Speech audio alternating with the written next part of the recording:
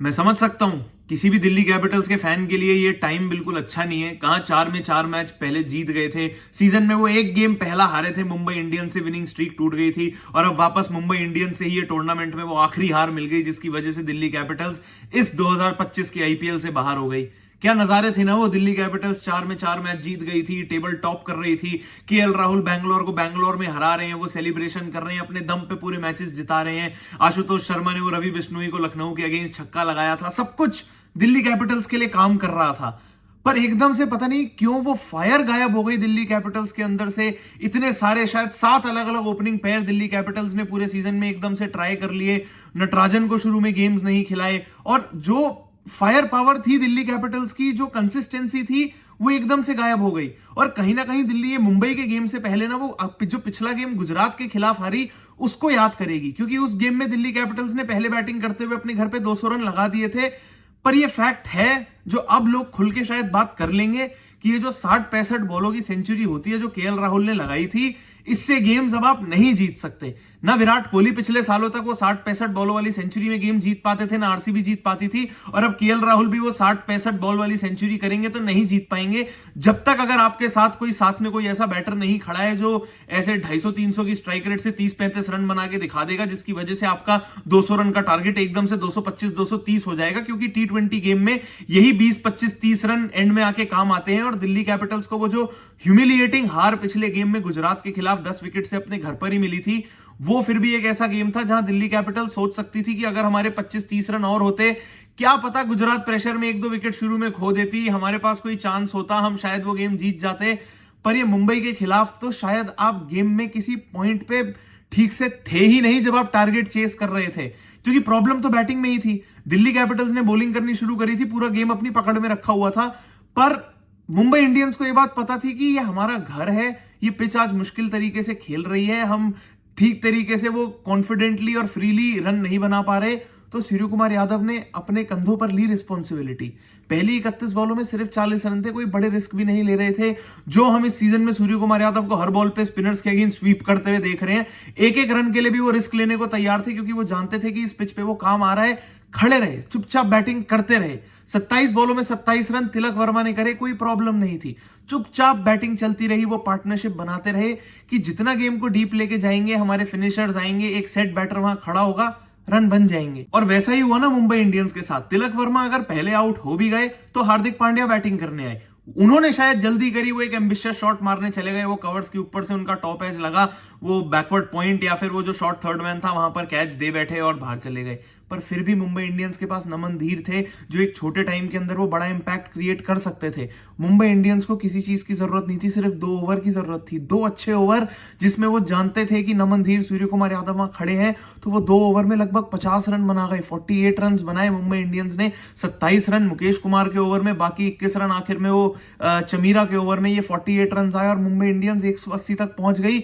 क्यों? क्योंकि एक सेट बैटर वहां खड़ा था सूर्य कुमार यादव, और उनके साथ अगर एक नए बैटर नमन धीर आए जो जानते थे इस सीजन में उनका रोल क्या है, अगर कभी जरूरत पड़ी तो टॉप ऑर्डर में कोलैप्स बचाने वो चले जाएंगे, इनिंग्स को बिल्ड करने जाएंगे, वरना वो हमेशा इनिंग्स को फिनिश करेंगे, जो काम उन्होंने बाखूबी किया। अपनी पावर हिटिंग में काम कर आए हैं नमन धीर इस सीजन, जिसकी वजह से मुंबई ने वो राइट टू मैच ऑक्शन में यूज किया था और नमन धीर को वापस अपने साथ इस सीजन में रखा, सारे मैचेस खिलाए और नमन धीर ने वो छोटे छोटे कॉन्ट्रीब्यूशन करके जिताए मुंबई को वो गेम्स। इस गेम में भी वो जो 24 रन आए ना आखिर में, वो 300 के स्ट्राइक रेट से, उसकी वजह से वो जो पूरा मोमेंटम मिल गया मुंबई को कि इतनी मुश्किल पिच पे सिर्फ 2 अच्छे ओवर्स की वजह से आप 180 तक पहुंच गए। बस वहां तब समझ आ गई थी ये बात कि अब दिल्ली कैपिटल्स जो पिछले मैचेस से अपनी बैटिंग की वजह से ही स्ट्रगल कर रही है, 180 बहुत दूर हो जाएगा। क्योंकि मेरे दिमाग में बात थी कि यार 4 ओवर तो जसप्रीत बुमराह के हैं, 4 ओवर अगर जसप्रीत बुमराह के हैं तो 16 ओवर में आप 4 ओवर में जसप्रीत बुमराह के ले लो, अगर 20 रन भी ले लो तो मुंबई इंडियंस को बचे हुए 16 ओवर में 160 रन चेस करने पड़ेंगे। इस पिच पर जहां पर रन बनाने इतने मुश्किल है, वहां पर 10 रन पर ओवर बाकी बॉलर्स के अगेंस्ट भी मुश्किल होंगे।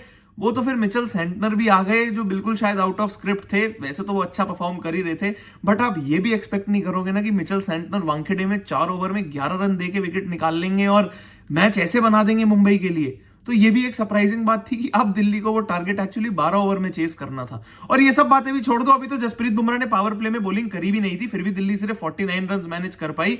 मिचेल सेंटनर, जसप्रीत बुमराह ने तो अपने बॉल को हाथ में पकड़ा भी नहीं था, फिर भी दिल्ली के 3 बैटर ऑलरेडी आउट हो चुके थे और यही तो दिल्ली के बैटिंग के डाउनफॉल की हम अभी तक बात कर रहे थे कि दिल्ली के इस गेम में भी एक बैटर 40 रन तक नहीं बना पाया। हाईएस्ट स्कोर समीर रिजवी का 39 था।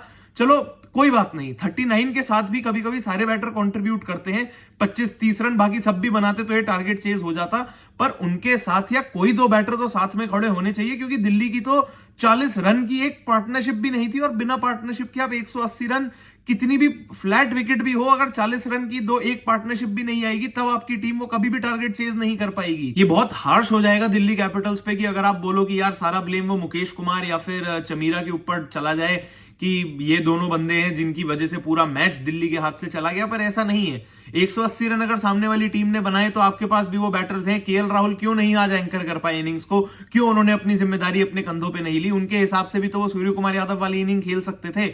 सूर्य कुमार यादव ने तो अपनी पहली 31 बॉलों में 40 रन बनाए थे, उसके बाद ऐसा एक्सेलरेट किया कि उन्होंने बाकी 30 रन इतनी जल्दी बनाए कि 70 रन उनके 170 के स्ट्राइक रेट से आ गए। तो केएल राहुल चाहते तो अपनी इनिंग्स को शुरू से वैसे पेस कर सकते थे, क्योंकि दिल्ली तो जानती थी कि ये पिच बैटिंग करने के लिए मुश्किल है, और अगर उनके बैटर्स चाहते तो सब आपस में कंट्रीब्यूट करके इस टारगेट को चेस कर सकते थे। पर ऐसा नहीं हुआ। दिल्ली चाहे तो अपने पिछले मैचेस पे चले जाए, जैसे मैंने पिछले गुजरात के मैच की बात करी, वहां पर अगर दिल्ली के बैटर्स ने थोड़े और रन बनाए होते, बॉलर्स ने थोड़ी और मेहनत करी होती, तो क्यों दिल्ली वो गेम नहीं जीत सकती थी? आप अपने घर पे खेल रहे थे।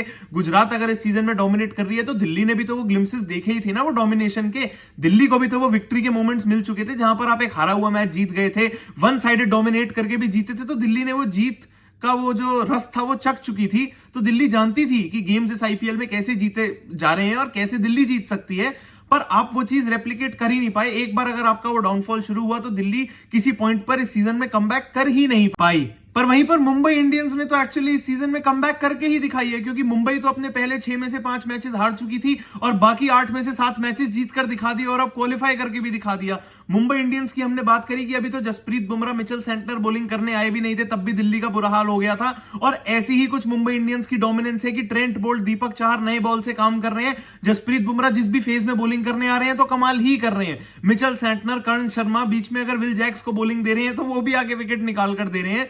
तो मुंबई के लिए तो जो कुछ भी मुंबई के प्लेयर्स जहां भी अपने हाथ मार रहे हैं वहां पर उनके लिए वो सक्सेस लेकर आ रहे हैं। और ऐसी ही मुंबई की कहानी रही है। और अब अगर मुंबई यहां से क्वालिफाई कर रही है तो मेरे को ऐसा नहीं लगता कि फर्स्ट या सेकंड पोजीशन पे क्वालिफाई कर जाएगी। पर अगर थर्ड या फोर्थ पोजीशन पे लीग स्टेजेस खत्म करके भी कोई टीम है जो फाइनल तक पहुंच सकती है तो ये मुंबई इंडियंस की टीम ही है। इस गेम में भी रोहित शर्मा के रन नहीं आए, रायन रिकल्टन के कोई खास रन नहीं आए, फिर भी मुंबई के लिए सूर्य कुमार यादव और उनके मिडिल ऑर्डर ने टारगेट 180 तक पहुंचा दिया।